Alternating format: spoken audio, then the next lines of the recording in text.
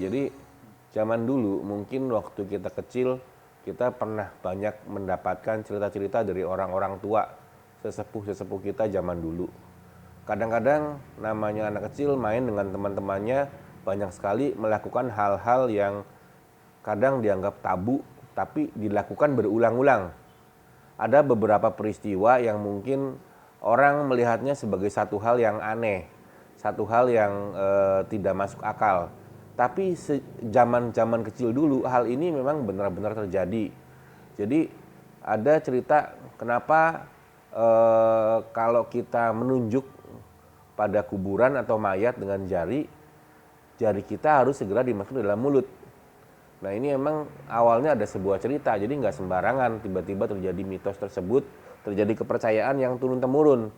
Jadi tiba-tiba waktu kita menunjuk, kalau kita tidak segera cepat masukkan tangannya ke dalam mulutnya. Nah ini kan sebuah cerita dari kakek moyang kita, nenek moyang kita zaman dulu, agar kita segera melakukan perbuatan tersebut. Tangannya habis ditunjuk, masuk ke dalam mulut. Tujuannya supaya nggak busuk. Artinya apa? Kalau satu hal yang tabu, menunjuk mayat, menunjuk orang mati dengan telunjuk itu dianggap kasar, dianggap tidak menghargai, dianggap menghina, dianggap merusak. Dan memang zaman dulu, zaman dahulu kala waktu banyaknya hutan-hutan, banyaknya pohon-pohon yang masih begitu rimbun, jumlah penduduk yang masih jarang, makam-makam tadi mempunyai simak tersendiri, mempunyai karisma yang mungkin berbeda dengan tempat-tempat sekarang.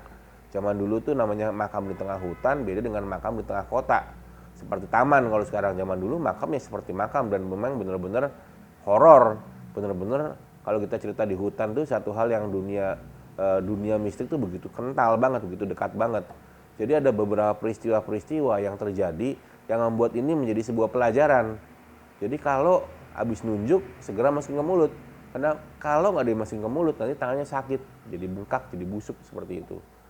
Nah, bergeser kepada tradisi dan budaya saat ini, hal itu sudah menjadi satu hal yang sudah dianggap dilupakan dan peristiwanya sudah tidak banyak terjadi seperti zaman dahulu kala, karena memang pergeseran energi bumi, pergeseran antara tempat keramat dan tidak keramat, pergeseran rasa kepercayaan manusia terhadap dunia mistik, sehingga hal tadi sekarang sudah menjadi semakin tipis. Jadi tidak seperti dulu lagi.